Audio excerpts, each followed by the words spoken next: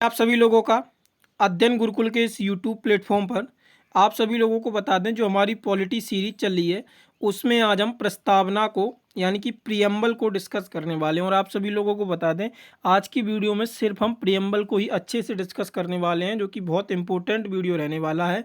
यहाँ से आपको एक प्रश्न जरूर देखने को मिलता है और साथ में यूपीएसआई में तो संभावना है कि 2 प्रश्न भी प्रियम्बल से देखने को मिल सकते हैं। आपके जितने भी एग्जाम्स हैं उन सभी के लिए ये सीरीज चलाई जा रही है, तो आप लोग जरूर और लास्ट में हम आपको प्रियम्बल के जो मैंने हैंड रिटन नोट्स बनाए हैं शॉर्ट्स फॉर्मेट में, वो भी उसका फोटो है जो वो भी मैं आपको यहाँ पे डिस्कस करने वाला हूँ। पहले हम बुक से डिस्कस करेंगे, इसके बाद आपका जो मैंने शॉर्ट नोट्स भी बनाए हैं वो भी हम आपको डिस्कस करने वाले हैं। और ये शॉर्ट्स नोट्स का फ़ोटो जो है वो टेलीग्राम पे भी अपलोड कर दूंगा, तो वहाँ से आप उसे देख सकते हैं। तो चलिए चलते हैं, प्रस्तावना की बात करें प्रियम्बल को। तो प्रस्तावना संविधान की जनपत्री है, ये किसने कहा था? तो ये जो के एम मुंशी थे, और के एम मुंशी के द्वारा ही प्रस्तावना को जन्मपत्री कहा था। प्रस्तावना संविधान का परिचय पत्र है, ये आपका एन ए जो पालखीवाल थे इन्होंने कहा था। ये कथन दिए गए थे प्रस्तावना के लिए कि जन्मपत्री जो है वो के एम मुंशी ने कहा था। और प्रस्तावना को संविधान की आत्मा किसके द्वारा कहा गया था? तो प्रस्तावना को जो संविधान की आत्मा है ये ठाकुर भार्गव दास के द्वारा कहा गया था। तो ये आपकी प्रस्तावना जो है ये उद्देशिका दी गई है। और मैं आप सभी लोगों से चाहूँगा कि आप जब भी फ्री हों, अभी नहीं, इसका पीडीएफ मैं तो प्रोवाइड करा ही रखा हूँ टेलीग्राम पे, तो एक बार आप लोग इसको प्रियम्बल को अपने हाथ से ज़रूर लिखें, जिसकी जो ये टर्मिनोलॉजी है वो मैं समझाऊंगा। इसके बाद आप लोग ये पूरा प्रियम्बल एक पेज पे ज़रूर लिखें, 1 से 2 बार, मतलब एक बार तो लिखना ही लिखना है, और हो सके तो उसको एक बार और ट्राई करिएगा, मिनिमम 2 बार आप इसे ज़रूर लिखें, जिससे आपको ये सारा प्रियम्बल अच्छे से और उसकी टर्मिनोलॉजी पता चल जाएगी। तो चलिए इसको हम डिस्कस करते हैं प्रियम्बल को, इसके बाद हम इसकी टर्मिनोलॉजी को डिस्कस करने वाले हैं। तो इसमें कहा गया है कि हम भारत के लोग भारत को एक संप्रभुत्व संपन्न समाजवादी पंथ निरपेक्ष लोकतंत्रात्मक गणराज्य बनाने के लिए तथा उसे समस्त नागरिकों को सामाजिक आर्थिक राजनीतिक न्याय दिलाने के लिए, यहाँ पे मैं पेन चेंज करता हूँ, विचार अभिव्यक्ति विश्वास और धर्म उपासना की स्वतंत्रता प्रतिष्ठा और अवसर की समता प्राप्त करने के लिए तथा उन सब में व्यक्ति की गरिमा को राष्ट्र की एकता और अखंडता सुनिश्चित करने वाली बहुता बढ़ाने के लिए दृढ़ संकल्प होकर अपनी संविधान सभा में आज 26 नवंबर 1949 को मिति मार्गशीर्ष शुक्ल सप्तमी सप्त 2006 विक्रमी को ऐत द्वारा इस संविधान को अंगीकृत अधिनियमित और आत्मसमर्पित करते हैं। तो तारीख याद रखिएगा, 26 नवंबर 1949 को। अच्छा, उद्देशिका का उद्देश्य क्या था? अब हम इसकी टर्मिनोलॉजी की बात करते हैं। तो उद्देशिका से पता चलता है कि संविधान के प्रति कार्य का मूल स्रोत भारत की जनता में निहित है। मतलब जो संविधान की मूल शक्ति है ये किस में निहित है? तो ये भारत के लोगों में यानी कि भारत के जनता में निहित है। और इसमें उद्देशिका में बताया गया, उद्देशिका में उन सभी अधिकारों एवं स्वतंत्रताओं की घोषणा की गई है जिन्हें संविधान निर्माताओं ने सभी नागरिकों के लिए सुनिश्चित करने की इच्छा व्यक्त की थी। और संविधान की उद्देशिका में अब तक केवल एक ही बार संशोधन किया गया है, और वो संशोधन जो था वो आपका 42वां संविधान संशोधन 1976 के तहत संविधान की उद्देशिका में 3 शब्द जोड़े गए थे, पंथ निरपेक्ष, और इसके बाद जो जोड़ा गया था आपका अखंडता और समाजवादी। ये 3 शब्द जो थे ये आपके जोड़े गए थे। और इससे पहले एक केस भी हुआ था, तो वो मैं आपको बताऊंगा, आगे इसमें दिया गया है। केशवानंद भारती केस था 1973 में, उसमें कहा गया था preamble is the part of constitution, मतलब जो प्रस्तावना है वो संविधान का भाग है, देन अमेंड, लेकिन मूल ढांचा नहीं बदलेगा। जो केशवानंद भारती केस था तो उसमें मतलब ये आपके 2 पॉइंट निकल के आए थे। 1973 का ये केस था कि प्रेम्बल जो है कि वो संविधान का पार्ट है तो उसे अमेंड किया जा सकता है, ठीक है, लेकिन जो मूल ढांचा है उसमें छेड़खानी नहीं की जाएगी। ये आपका केशवानंद भारती केस था। उसके जस्ट 3 साल बाद ही 1976 में 42वें संविधान संशोधन के बाद पंथ निरपेक्ष अखंडता और समाजवादी शब्द को जोड़ा गया था। आगे आता है उद्देशिका की, अगर हम शब्दावली की बात करें तो उद्देशिका में शब्दावली में आता है संप्रभुत्व संपन्न। इसका अर्थ होता है भारत एक संप्रभुत्व संपन्न राष्ट्र है, अर्थात भारत आंतरिक एवं बाहरी मामलों में किसी विदेशी शक्ति का गुलाम नहीं है। इसे आप समझिए कि संप्रभुत्व संपन्न का मतलब ये होता है कि भारत के जो मामले हैं उन पे किसी बाहरी शक्ति का नियंत्रण नहीं होता है। जैसे कि भारत का राज्य है यूपी, कल के दिन यूएसए कहने लगे कि आप यूपी का नाम बदलकर यूनाइटेड प्रोविंस कर दीजिए या कुछ और नाम कर दीजिए, और रसिया कुछ और कहने लगे कि मतलब जैसे विदेश नीति है भारत की तो उस पर रसिया का प्रभाव पड़ रहा है, या किसी अन्य राज्य पे कोई मतलब बाहरी नियंत्रण की चीज़ें भारत पे थोपी नहीं जा सकती हैं। भारत इनके लिए स्वतंत्र है, वो अपने निर्णय खुद लेगा, और यही एक संप्रभुत्व संपन्न राष्ट्र की पहचान होती है। जितनी भी बाहरी और आंतरिक चीज़ें होती हैं उन पे किसी बाहरी शक्ति का नियंत्रण नहीं होता है। तो ये एक संप्रभुत्व संपन्न देश की पहचान होती है। तो आपको ये टर्मिनोलॉजी समझ में आ गई होगी। आगे इसमें हम देखते हैं लोकतंत्रात्मक। भारत एक लोकतंत्रात्मक गणराज्य है, अर्थात केवल उन शासकों को सरकार चलाने का अधिकार होगा जो भारत के लोगों के द्वारा निर्वाचित होंगे। मतलब सरकार का हिस्सा वो होंगे जो भारत के लोग जिन्हें निर्वाचित करके भेजेंगे। भारतीय संविधान प्रतिनिधित्व लोकतंत्र की व्यवस्था का पालन करता है, जिसमें सांसदों तथा विधायकों का निर्वाचन सीधे भारत की जनता के द्वारा होता है।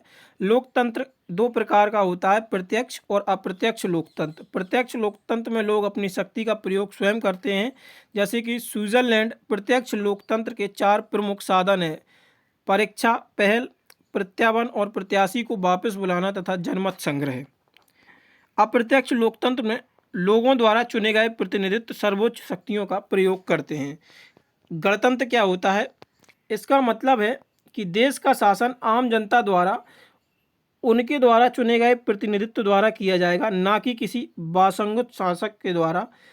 राज्य का शासक लोगों के द्वारा एक निश्चित अवधि के लिए चुना जाता है, तो जो जनता के द्वारा चुना जाएगा वही शासन करेगा, और इसी को हम गणतंत्र कहते हैं। पंथ निरपेक्ष से क्या समझते हैं आप?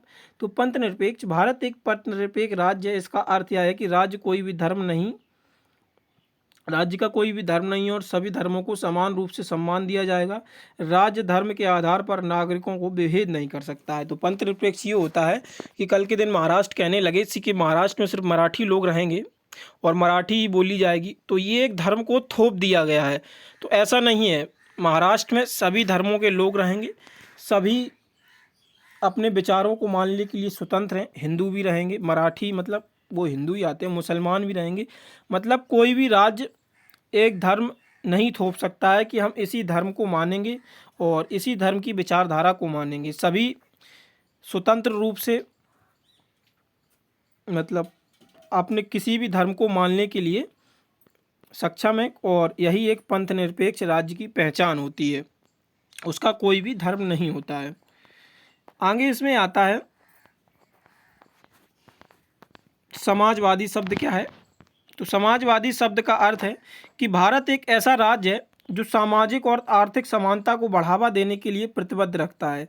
भारतीय समाजवाद लोकतंत्रात्मक समाजवाद है, न कि साम्यवादी समाजवाद है, जिसमें उत्पन्न और विवरण के सभी संसाधनों का राष्ट्रीयकरण और निजी संपत्तियों का उन्मूलन शामिल है। भारतीय समाजवाद मार्क्सवाद और गांधीवाद का मिला जुला रूप है। न्याय, तो न्याय की बात करें तो प्रस्तावना में न्याय के 3 रूपों में शामिल है: सामाजिक न्याय, आर्थिक न्याय, राजनीतिक न्याय। उनकी सुरक्षा मौलिक अधिकार और नीति निर्देशक सिद्धांतों के उपबंधों के जरिए की जाती है। सामाजिक न्याय का मतलब है प्रत्येक व्यक्ति के साथ जाति, रंग, धर्म, लिंग के आधार पर भेदभाव नहीं किया जाएगा।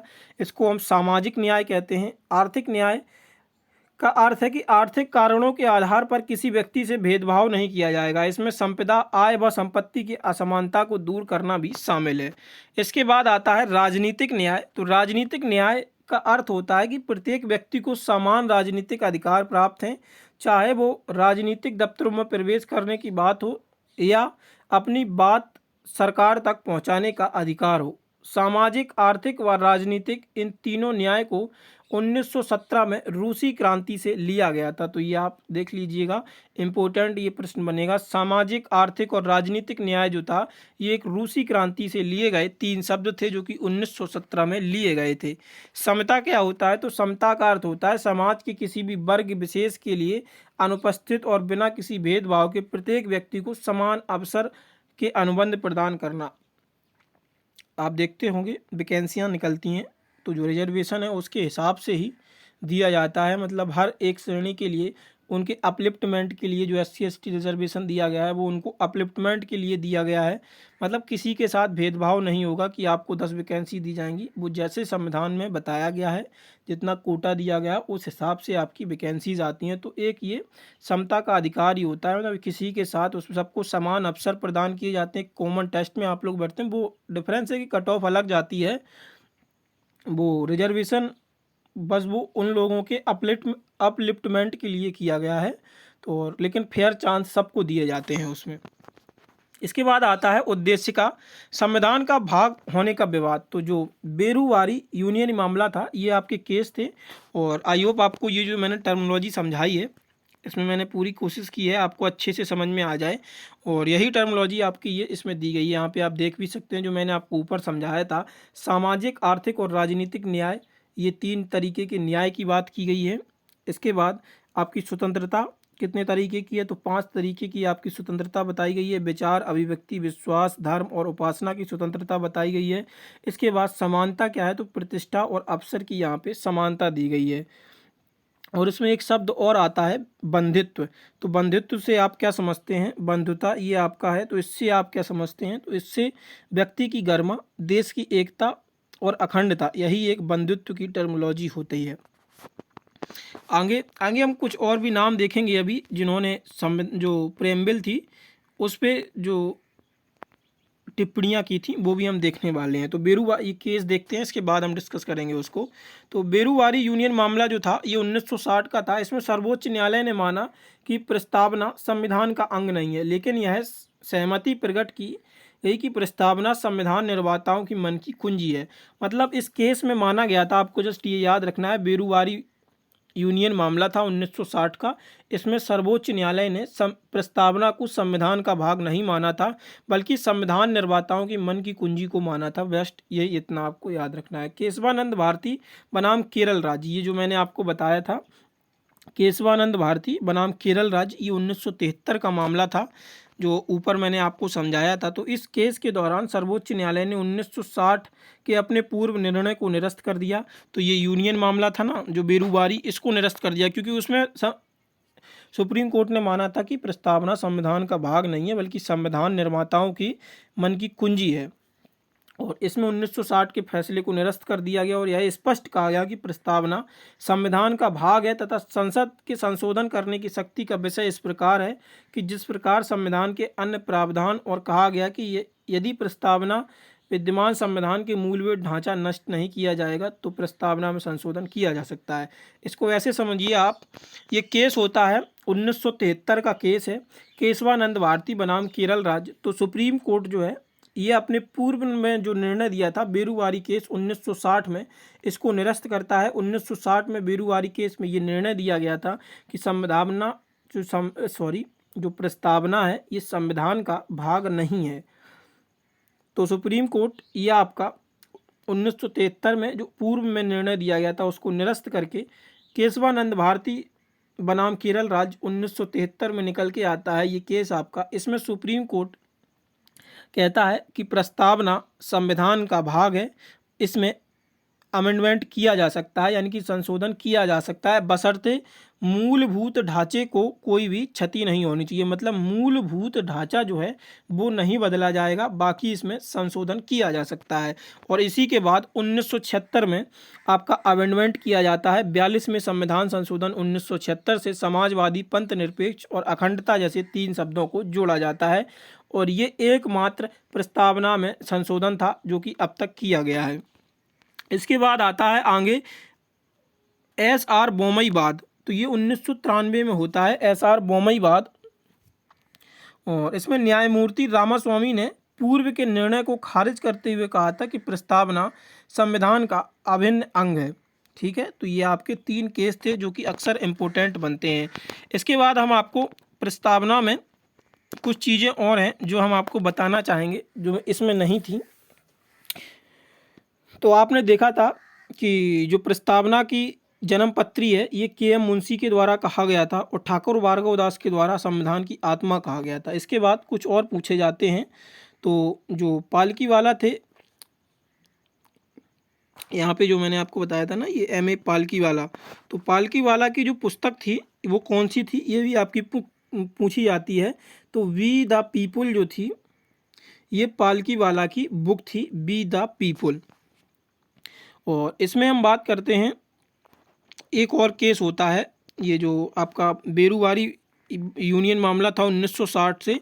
1960 के पहले एक और केस होता है 1957 में मदन मोहन में। तो प्रस्तावना परिवर्तनीय नहीं है ये उसमें कहा गया था। ठीक है, इसके बाद हम उसमें आगे देखते हैं। तो प्रस्तावना को की नोट्स, यानी कि प्रस्तावना को की नोट्स किसने कहा था? तो प्रस्तावना को की नोट्स जो कहा गया था वो अर्नेस्ट बेकर के द्वारा कहा गया था। किसके द्वारा? अर्नेस्ट बेकर के द्वारा।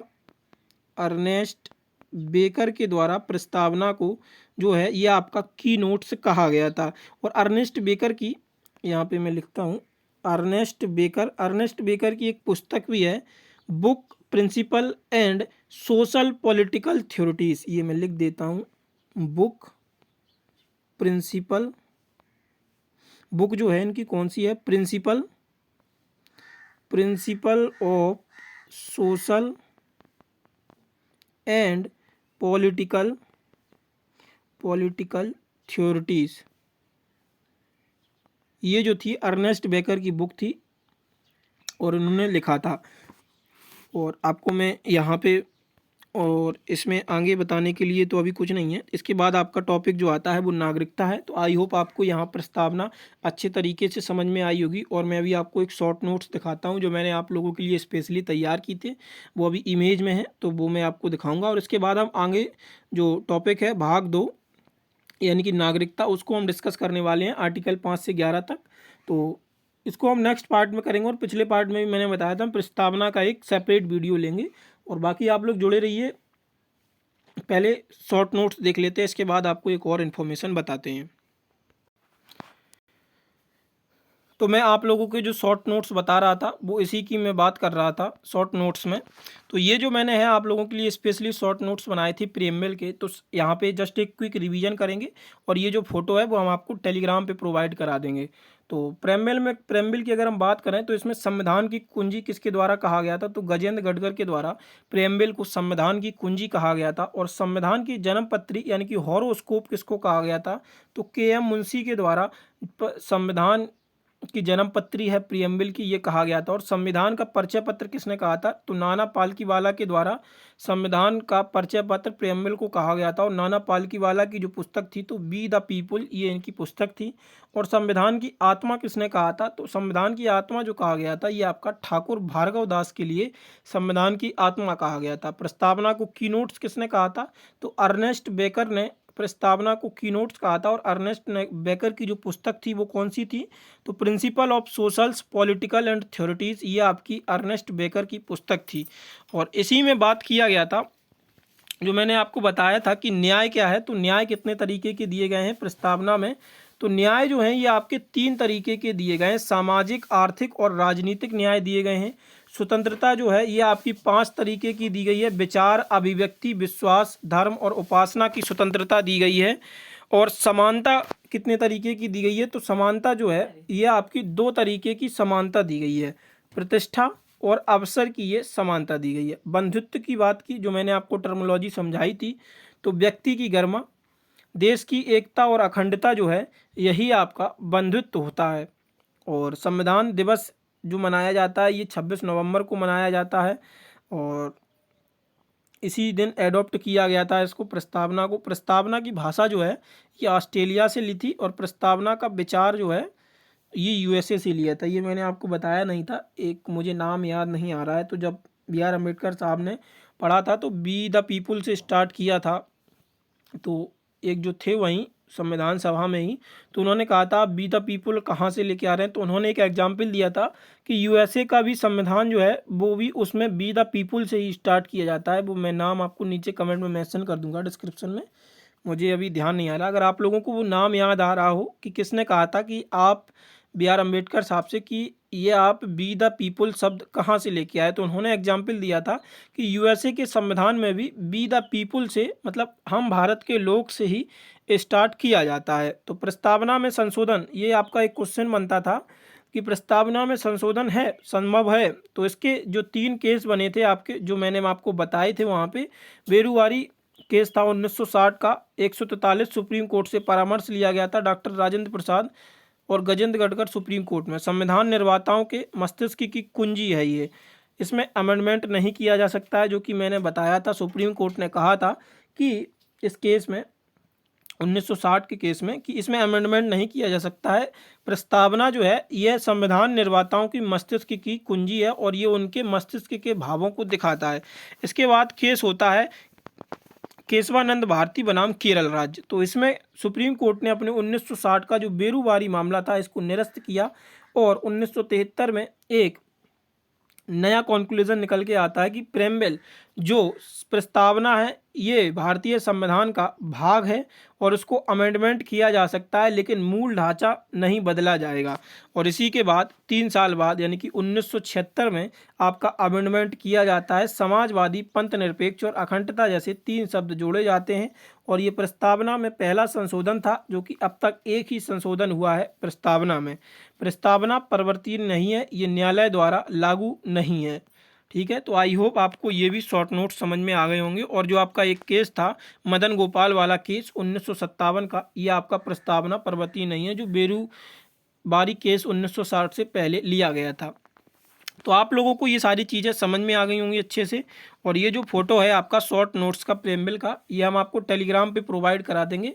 और बाकी आप लोग टेलीग्राम ज्वाइन कर लीजिएगा, वहाँ पे आपको लेटेस्ट करंट अफेयर के अपडेट्स और जो भी जॉब अपडेट्स नोटिफिकेशन होते हैं वो प्रोवाइड करा दिए जाते हैं। साथ में आपको क्वेश्चंस भी प्रोवाइड कराए जा रहे हैं। और अगर आप लोग चैनल पर पहली बार आए हैं तो चैनल को सब्सक्राइब जरूर कर लें और अपने दोस्तों के साथ शेयर करना ना भूलें। बहुत जल्दी हम आपका बायोलॉजी भी स्टार्ट करने वाले हैं, तो आप लोग चैनल को सपोर्ट दिखाएँ और टेलीग्राम से ज़रूर आप लोग ज्वाइन हो जाइए। धन्यवाद।